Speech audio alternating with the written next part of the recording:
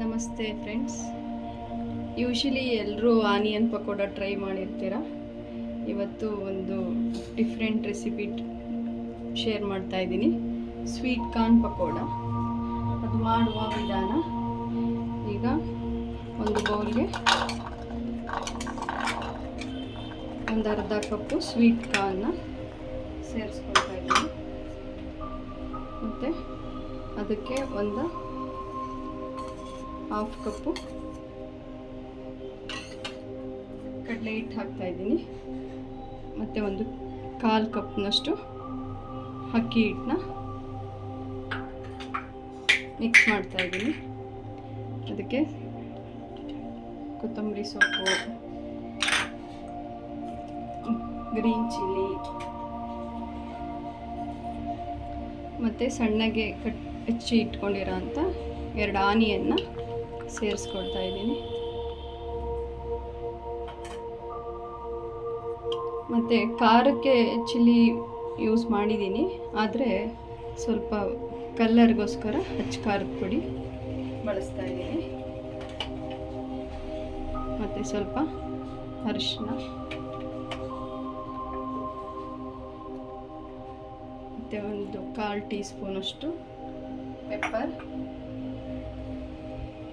ಮತ್ತು 1/4 ಟೀ ಸ್ಪೂನಷ್ಟು ಜೀರಿಗೆನ, ಮತ್ತು ರುಚಿಗೆ ತಕ್ಕಷ್ಟು ಉಪ್ಪು, ಮತ್ತು ಅಡುಗೆ ಸೋಡಾ ನಾನಿಲ್ಲಿ ಸ್ವಲ್ಪ ಬಳಸ್ತಾ ಇದ್ದೀನಿ. ಅದನ್ನು ಬೇಡ ಅಂದರೆ ಸ್ಕಿಪ್ ಮಾಡ್ಬೋದು. ಈಗ ಇದನ್ನು ಫಸ್ಟು ಚೆನ್ನಾಗಿ ಮಿಕ್ಸ್ ಮಾಡ್ಕೋಬೇಕು. ಯಾಕೆಂದರೆ ಆನಿಯನ್ನಲ್ಲಿ ಸ್ವಲ್ಪ ನೀರಿನಂಶ ಇರುತ್ತಲ್ಲ, ಅದೆಲ್ಲ ನೋಡಿಕೊಂಡು ಎಷ್ಟು ಬೇಕೋ ಅಷ್ಟನ್ನು ನೀರು ಮಿಕ್ಸ್ ಮಾಡಿ ಆಮೇಲೆ ಆಯಿಲಲ್ಲಿ ಫ್ರೈ ಮಾಡೋದು.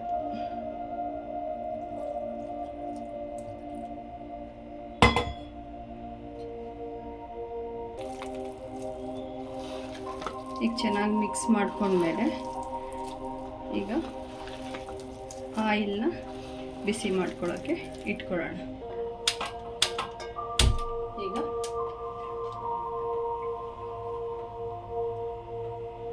ಆಯಿಲ್ ಬಿಸಿ ಆಗೋಕ್ಕೆ ಇಡ್ತಾ ಇದ್ದೀನಿ.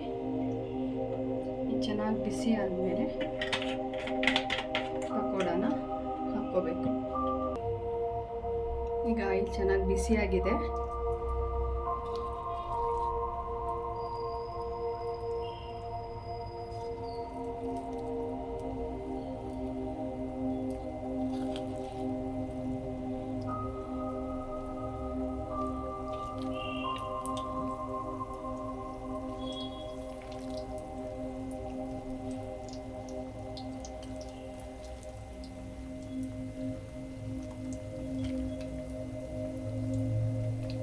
ನಮಗೆ ಯಾವ ಶೇಪ್ ಬೇಕೋ ಆ ಶೇಪಲ್ಲಿ ಹಾಕ್ಕೋಬೋದು. ಕೈಲಾದರೂ ಹಾಕ್ಬೋದು. ಕೆಲವರು ಆಯಿಲ್ ಸಿಡಿಯುತ್ತೆ ಅನ್ನೋ ಭಯ ಇದ್ದರೆ ಸ್ಪೂನಲ್ಲಿ ಕೂಡ ತೆಗೆದು ಹಾಕ್ಕೋಬೋದು. ಹಿಟ್ಟು ತುಂಬ ತೆಳುನೂ ಇರಬಾರ್ದು, ಗಟ್ಟಿಗೂ ಇರಬಾರ್ದು. ಕರೆಕ್ಟ್ ಹದಕ್ಕಿದ್ದಾಗ ಕ್ರಿಸ್ಪಿಯಾಗಿ ತುಂಬ ಚೆನ್ನಾಗಿ ಬರುತ್ತೆ. ಇದು ಗೋಲ್ಡನ್ ಬ್ರೌನ್ ಆಗೋವರೆಗೂ ಬೇಯಿಸ್ಕೊ.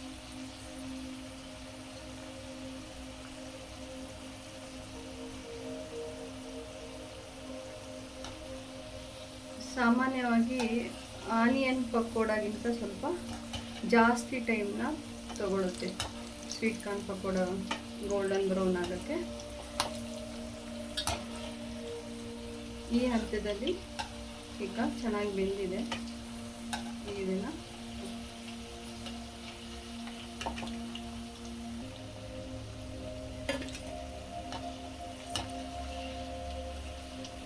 ತುಂಬ ಚೆನ್ನಾಗಿರುತ್ತೆ.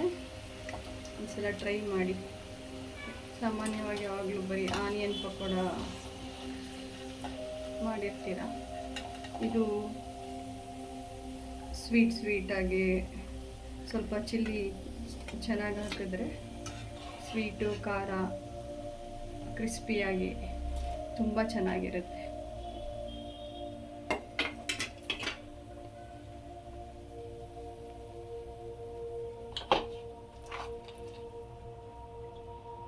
ಮತ್ತು